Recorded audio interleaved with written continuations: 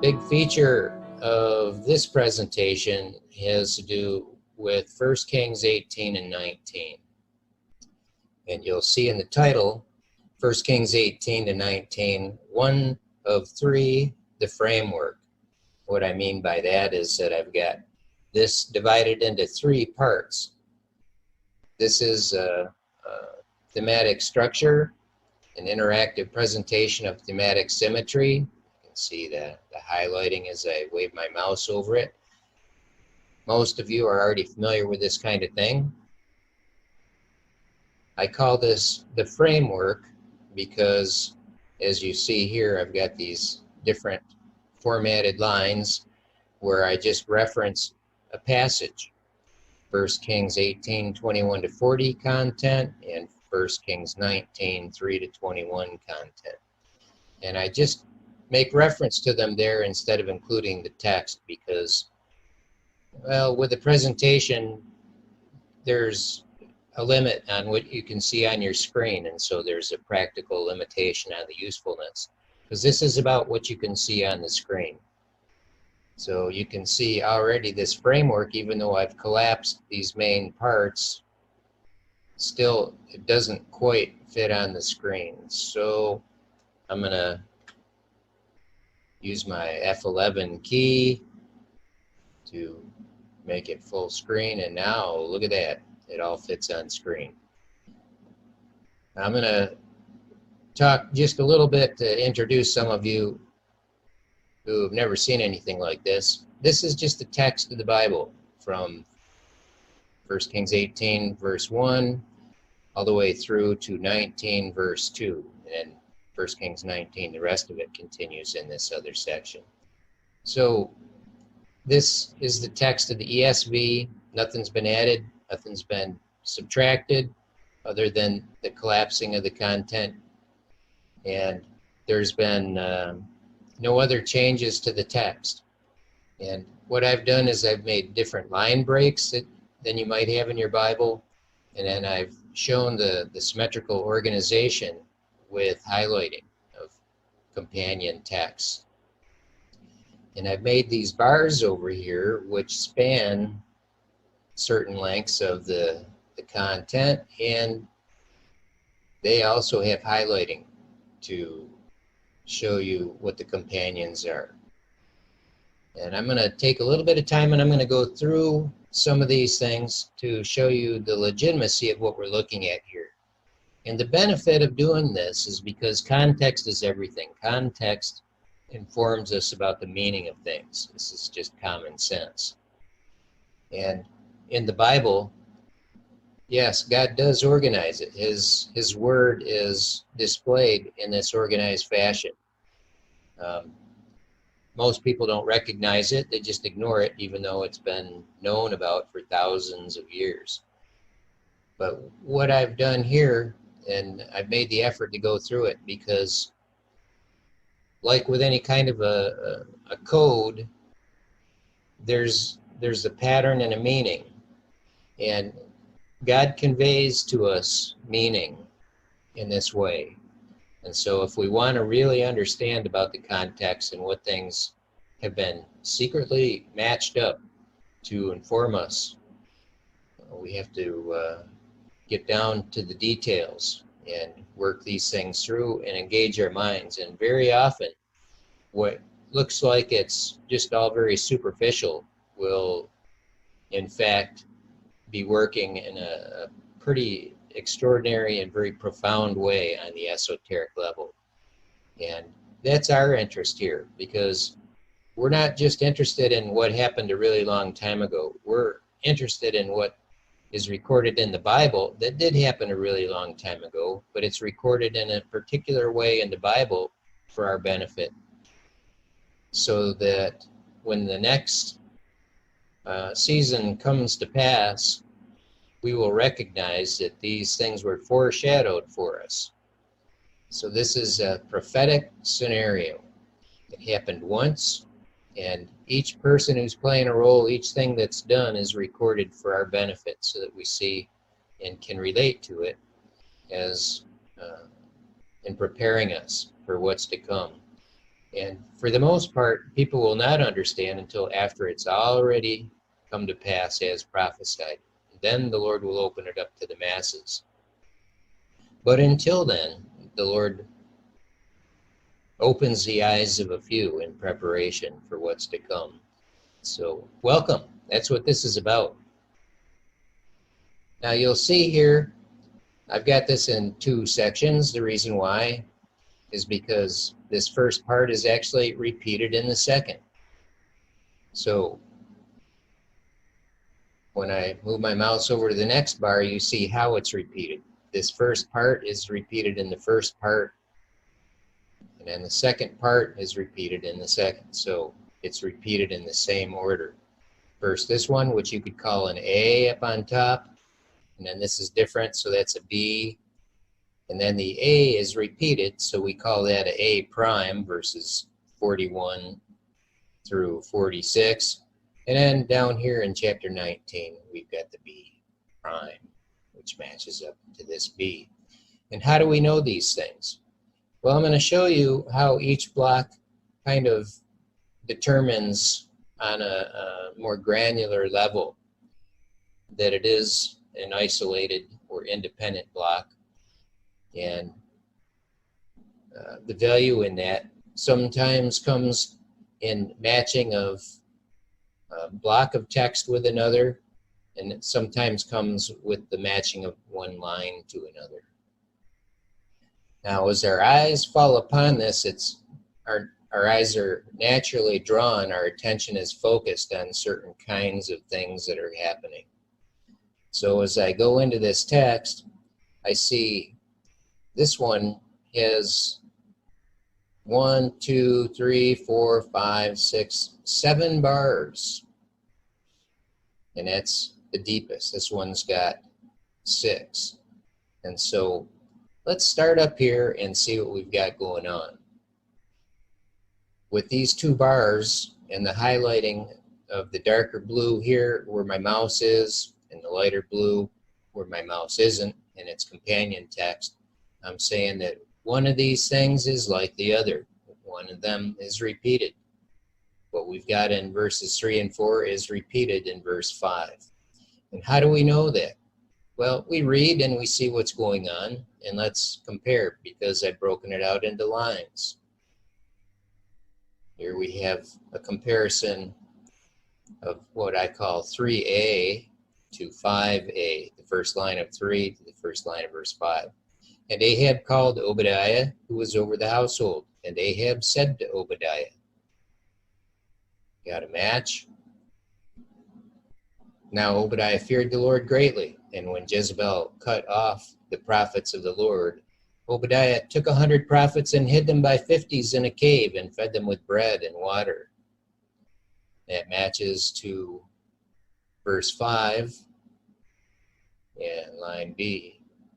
Go through the land to all the springs of water. So we've got the mention of water. And to all the valleys. Perhaps we may find grass. Why grass? Well, it's food. They're looking for food. Like bread.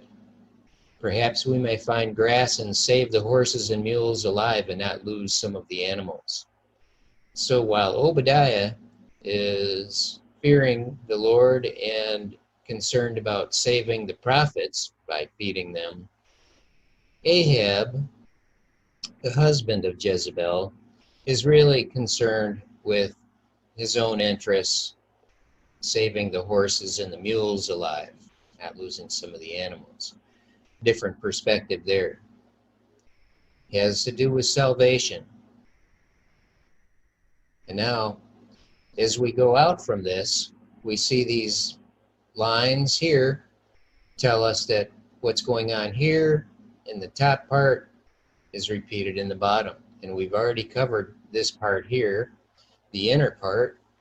So now we have an outer part. And so this is a chiasm because it crosses over. We have an A part on this level and a B part and a B prime and an A prime. So the famine was severe in Samaria, and so they divided the land between them to pass through it. what land? The land of Samaria, where the famine is. So as we go to the left with my mouse into the expanded context, I find that this part up here is now separated from its companion. So I'm saying that one is repeated in the other.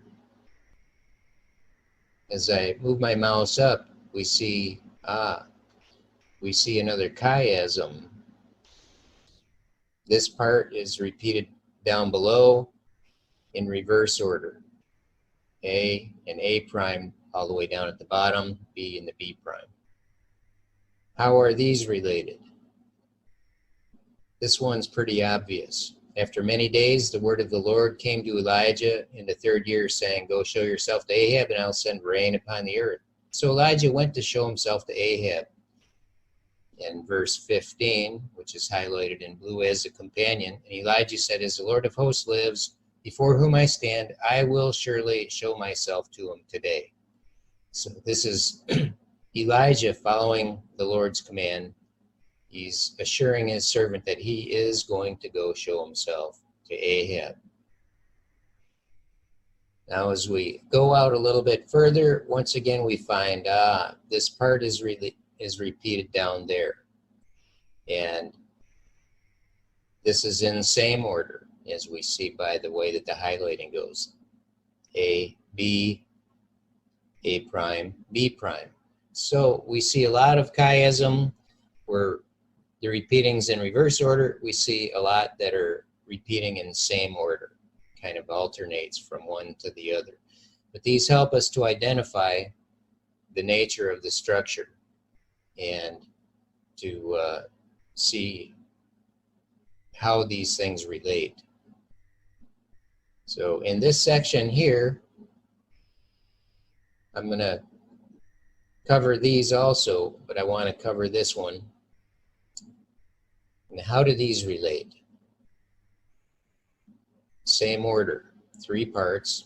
Ahab went in one direction by himself, and Obadiah went in another direction by himself.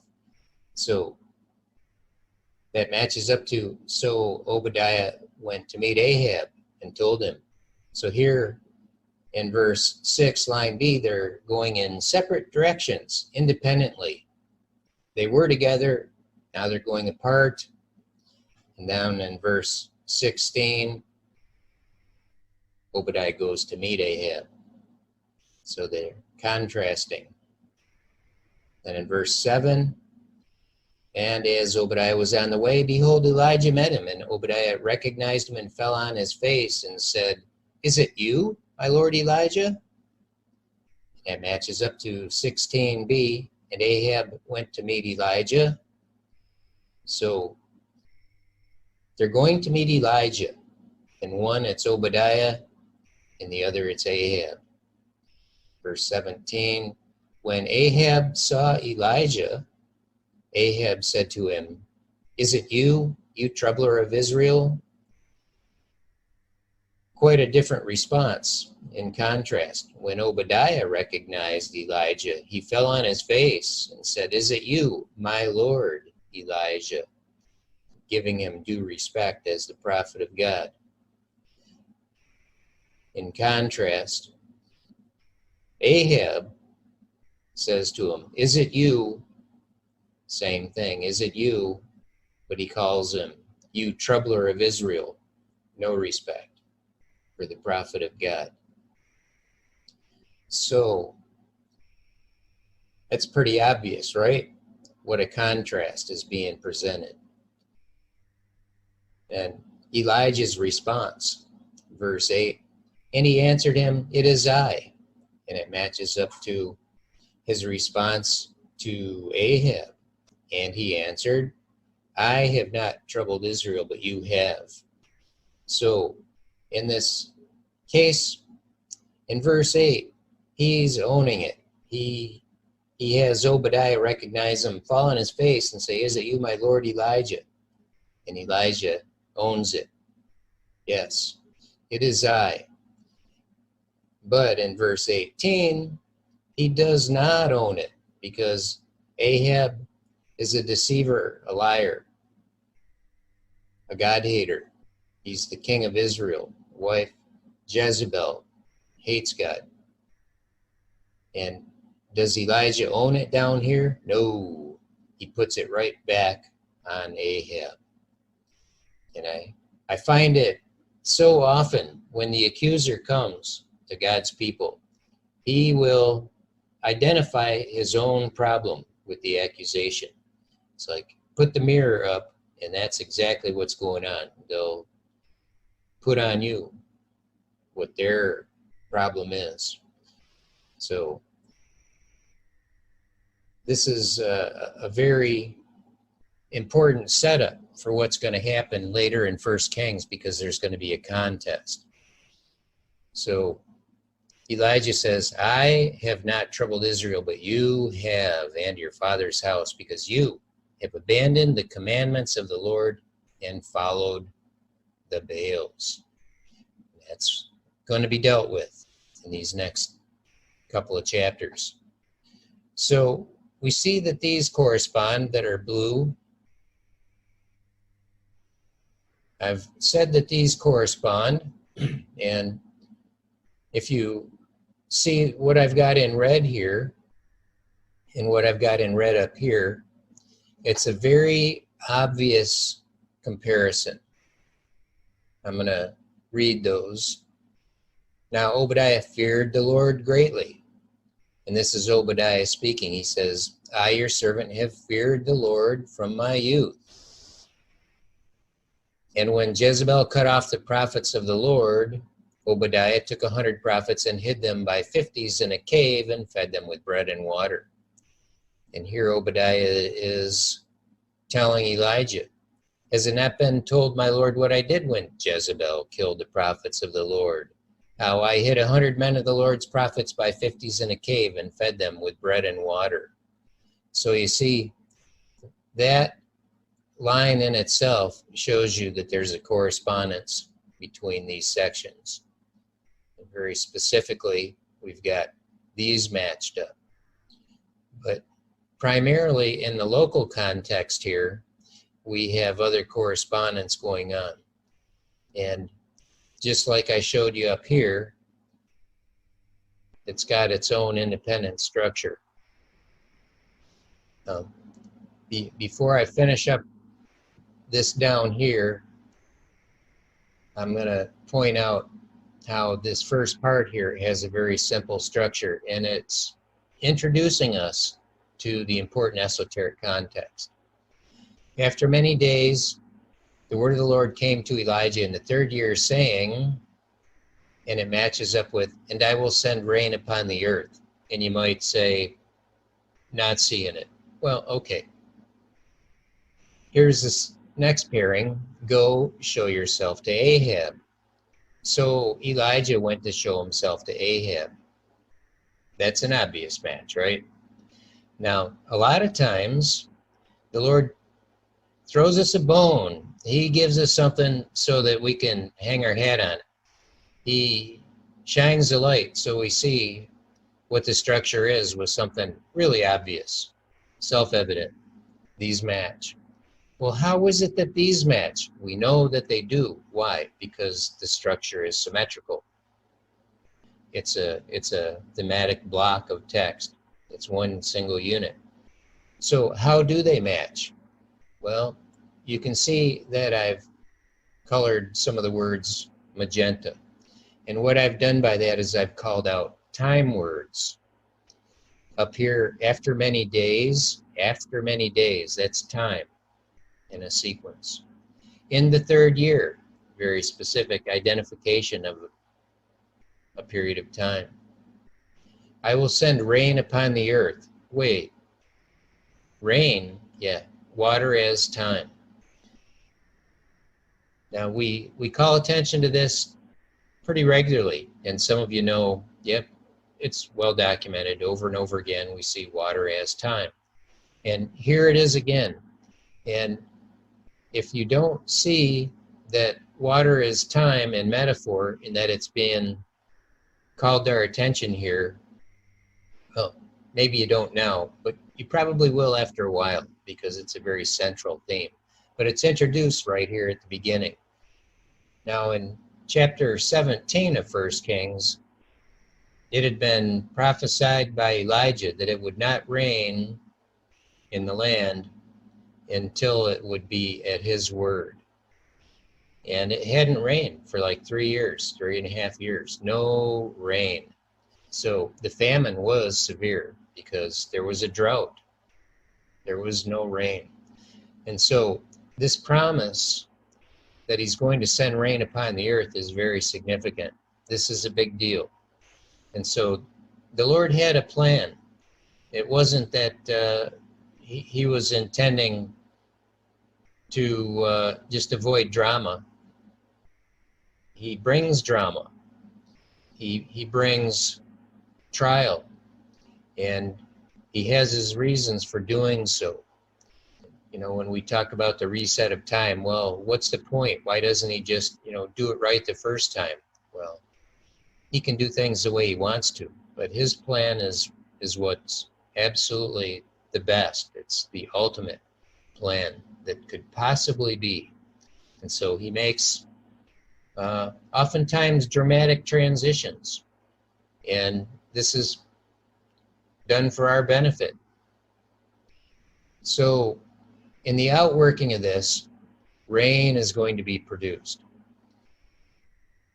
So what we see down here now is a tripling. You see I've got in this bar that matches up with this part here, a tripling. 1, 2, 3. And I'm saying that these match. So it starts out here. Go tell your Lord, behold, Elijah is here. It matches up with, as the Lord your God lives, there is no nation or kingdom where my Lord is not sent to seek you. And when they would say, he's not here, he would take an oath of the kingdom or nation that they had not found you. And now you say, go tell your Lord, behold, Elijah is here. So, behold, Elijah is here. I haven't highlighted those words, but this is a central theme of these matchups. And here it is again, down in this third set. Behold, Elijah is here. Now in this next set here, this is an A, this is a B, and he said, how have I sinned that you would give your servant into the hand of Ahab to kill me? And that's certainly what Ahab would do. And as soon as I have gone from you, the Spirit of the Lord will carry you, I know not where. So when I come and tell Ahab and he cannot find you, he will kill me. See a common theme here. Ahab will kill him. And down at the bottom, very simply, and he will kill me. So this is kind of an obvious tripling. It matches up with what's going on up here. We called attention already to the expression that's very parallel, where I've highlighted the phrases in red. So you should see that this is really a legitimate construction. The symmetry here is legitimate. I've gone through enough sections so you can see. And why do we see that's a very tight unit? Well, when you look at it in the context, it makes perfect sense. What we find up here is all about really a setup for understanding why rain has been withheld and why he's going to send it now. It has to do with time. And when we come down into this parallel section down here, you'll see I've got a lot of these words that are highlighted in the, given the magenta coloring. I've got a few up here, the water that they're fed with, the springs of water. As soon as, now, now, today, now. And these are not uncommon, but in the context, you really have to track these things to see where it is really important. And we see here right at the beginning in this unusual matchup where we wouldn't think that these things are corresponding at all. We have to find where they do match, and it has to do with water as time. So when we take that into this section down here, here's where we see about the rain. Looking to the sea 7 times, which, yeah, we're going to make something of that. The sea, the rain, a little while, a great rain. Interesting sequencing is the action concludes this section here. By this time tomorrow, that's an announcement that's very critically focused on the passage of time and the marking of time. So as we see about these companions, a big point that's going to arise in this has to do with the fact that 1 Kings 18, 21 to 40 is matched. It's paired with 1 Kings 19, 3 to 21. And when you see what the content is, then you'll see why this is a big deal and why, you know, I couldn't just do 1 Kings 18 and be content with that. I had to find more. The Lord had me keep expanding it until I got to the point where he sealed the deal and showed me, yep, now you got it. Now you know what's going on. And a big part of that had to do with setting up this context here. And before I get into this text here at verse 41, I'm going to show you that this part here matches up with this part down here. And I've made a click event on this bar to bring up a comment window. And I'm not going to read that just yet. I'm going to show you that these correspond. And you'll see I've got a line A prime, B prime, and this represents a C prime because they're still in same order. So it's a 3-part deal. Verse 19, now therefore send and gather all Israel to me at Mount Carmel. And this is why Ahab and Elijah got together. Elijah had to go get Ahab because he's going to send rain. So now that they've gone through all of this with Obadiah the servant, he meets up with Ahab, and here's the command. He has a conversation with him, and here he commands him, and here Ahab responds to the command. So in this communication, he says, now therefore send and gather all Israel to me at Mount Carmel, and the 450 prophets of Baal, and the 400 prophets of Asherah who eat at Jezebel's table. And these are central characters in the time of Israel. Very central characters. And God is going to deal with them. And this is a big part of the reason for the famine, for the drought for 3 years. The rain has to do with this. And what we should see is that this is part of the setup in order to bring something very special to pass, which we see in 1 Kings 18. So this corresponds to chapter 19, verse 1. Ahab told Jezebel all that Elijah had done. Where? On Mount Carmel, everything that was done there, and how he had killed all the prophets with the sword. What prophets? The 450 prophets of Baal, and he probably dealt with the 400 prophets of Asherah at the same time. So, first, Elijah tells Ahab, gets the thing set up, and then Ahab goes to Jezreel and he reports to Jezebel. So they correspond. Now in verse 20 it says, so Ahab sent to all the people of Israel and gathered the prophets together at Mount Carmel. So this is the response to the communication of the previous line. And 19 verse 2, then Jezebel sent a messenger to Elijah. So first Ahab sends to all the people, and then Jezebel sends a messenger to Elijah, saying, so may the gods do to me and more.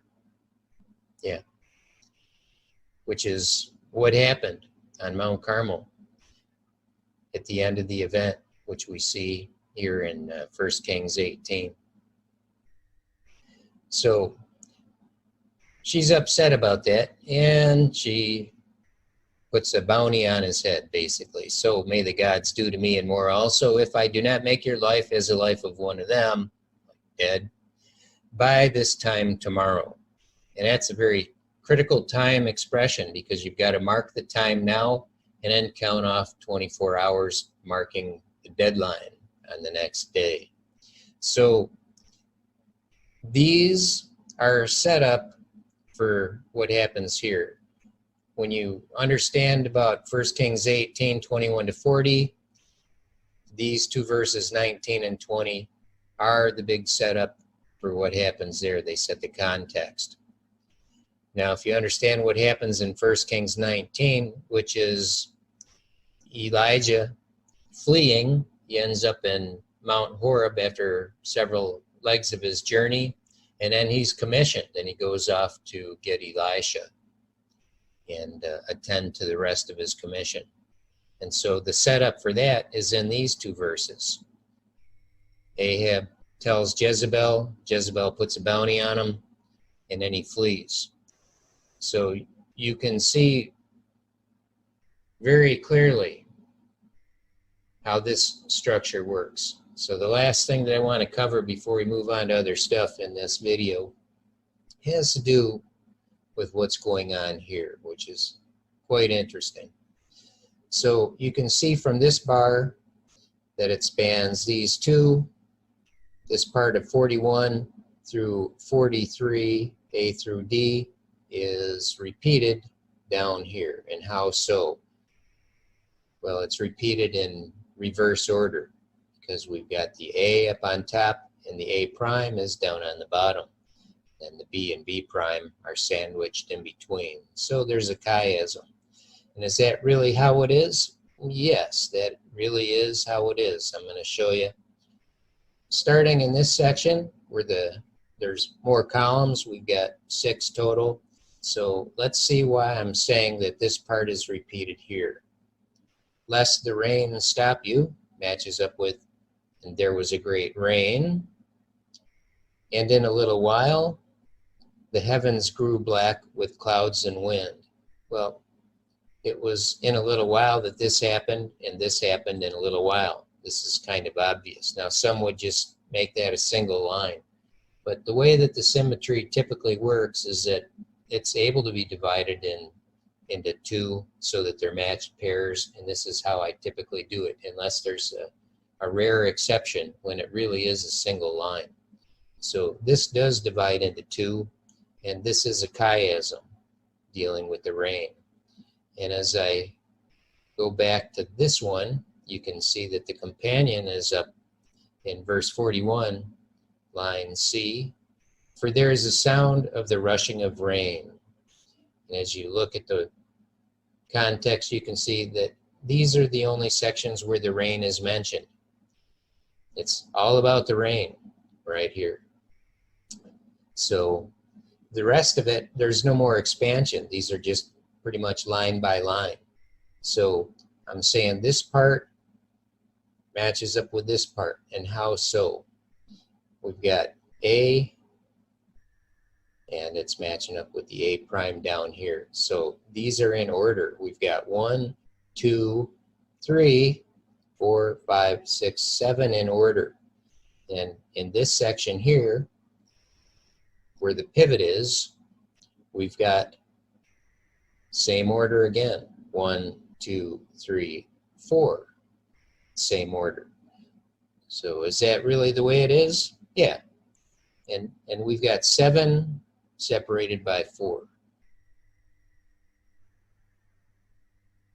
And it's a very beautiful symmetry here and very simple. Let's see how it matches up. Let's start with the 4. So Elijah is talking, he says to his servant, and he said, "Go up now, look toward the sea. Go again 7 times. And he went up and looked and said, and at the 7th time he said, there is nothing. Behold, a little cloud like a man's hand is rising from the sea." Beautiful symmetry. And it's all about in advance of the rain. And he has them go look toward the sea 7 times. And so we've got a pivot here on the first time and the 7 times. And first there's nothing, and then there's something. And we talk a lot about how the structure indicates the reset of time. A chiasm reflects back. We're going to see this over and over again. If you've looked at our last several examples that we've published, this is pretty common. And here's another example. So we've got 7 line segments here, 7 elements repeated with 7 there. And you might say that represents Shemitah 860 and 861, the 4th and 5th in sequence that will be the same.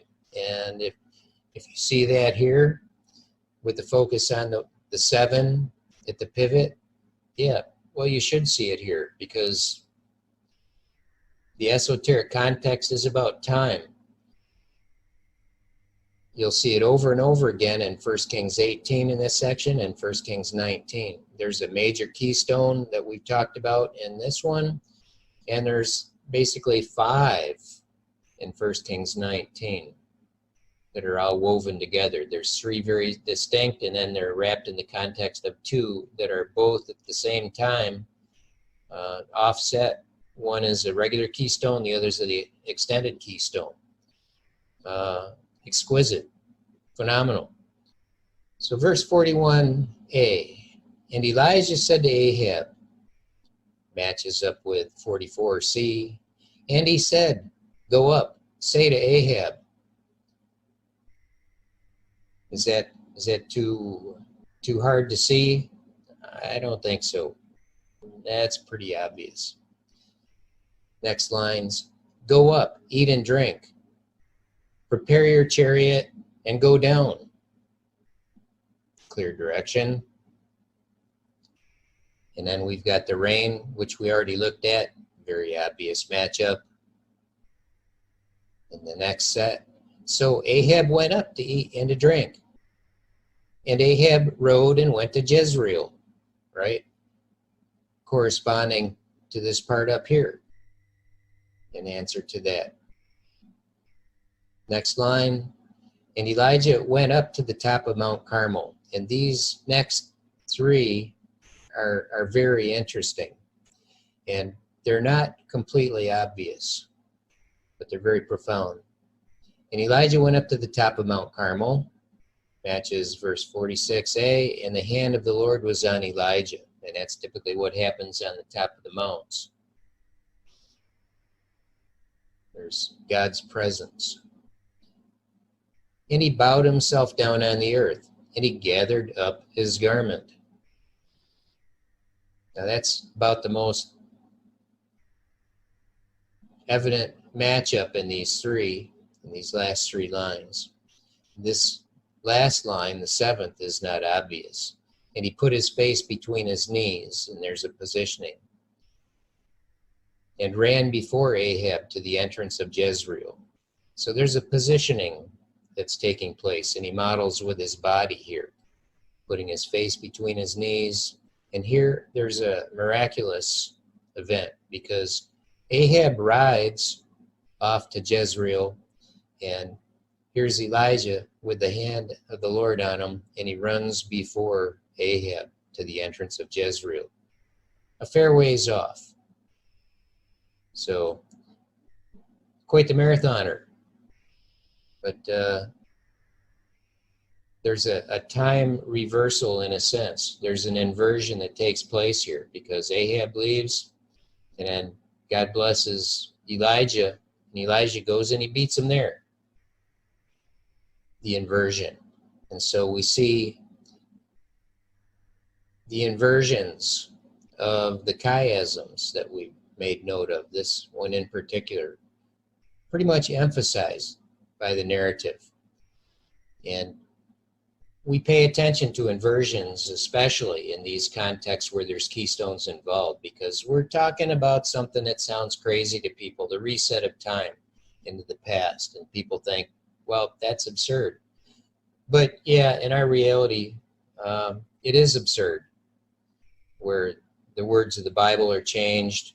Mandela effect is influencing, not just Berenstain Bears.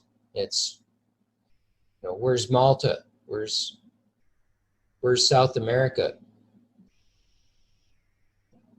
Continental shifts, human anatomy.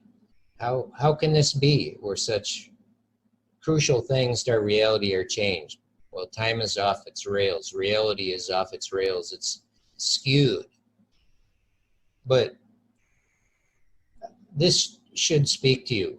With as messed up as our reality is, God has protected his creation. He's protected his word. Even in this day where things have gone totally wonky, look at the symmetry of his word. It's beautiful. How do you deny that the Lord hasn't got his hand on his word, that he's not protecting his word? And why is he revealing these things to us now? Because he has a work. And this is prophesying about this work. It's a rain work where there's been a drought and then he's going to bring rain. What is that? We're talking about time. We're talking about time. And when we get into the details of 1 Kings 18 and 1 Kings 19, we're going to see specifics, in particular, how the keystone pattern is woven in and what happens with the prophetic scenario, with the players who are involved, in particular the bride, who has a very key role. The 144,000, the rest of Israel, we're going to see the revealing of the lawless one manifest. We're going to see secrets of timing manifest. We're going to see the time of the wheat harvest and the time of the barley harvest and the role that that plays in the bringing forth of the wheat harvest. All these things that we've talked about in this kind of figurative language, because the Bible uses it. These things are for us now to understand before they come to pass, so that when they do come to pass, the greater fruit that the Lord intends will manifest. It's his way. That's what he's always done. And he's continuing to do it. He is faithful. Despite how wonky things are in this age, things are crazy. The Lord has got an anchor for us. He is steadfast. Our hope is secure in him. Now, I clicked on this. When you explore it yourself, you'll want to take an opportunity to read these things. These are for you to look at and to help you understand the things that we're looking at. Very useful information that I've taken the time to put in with these comments. They help you understand the way that the structure works and some of the meaning of it. And meaning is what we're really interested in. The rest of the detail, well, yeah, we have to talk about the structure because it is what it is. This is how it's communicated to us. And so we have to have a grasp to a certain degree of how this communication works. And so that's why it's put together this way. So you'll have to take your own time according as the Lord directs and see that this is just the straight word of God, the Bible, nothing changed, like I said. Get comfortable with the fact that, yep, this is an extraordinary phenomena in the text. Get comfortable with the fact that the Lord is communicating to us in an esoteric way. And he's informing us not just that, hey, yeah, this is a real historical event. He's informing us that, hey, this is prophecy for us now. And it has to do with time, the reset of time, the doubling of Shemitah, the keystone pattern, which is a count off of Shemitah from the celestial sign of 1991. If you've been paying attention for a while, you totally get it. Here's yet one more example. So I've just published this today to the website. You can find it by going to the home page here. Got it in the sidebar. You can also find it in the listing of these interactive pages. I've added it in, and it appears right here. So this page, and we've got a couple others, explains a little bit more about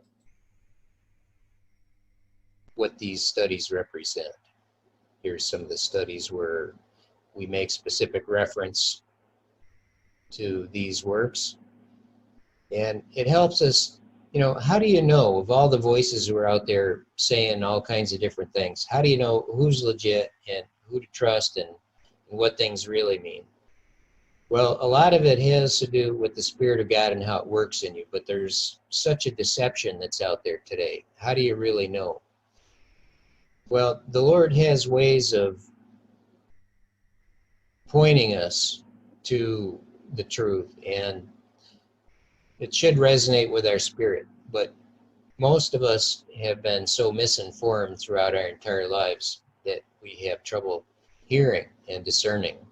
And so a part of our discernment and our recognition of each other and what's legit and which visions are legit and which dreams are legit, it has to do with the training up.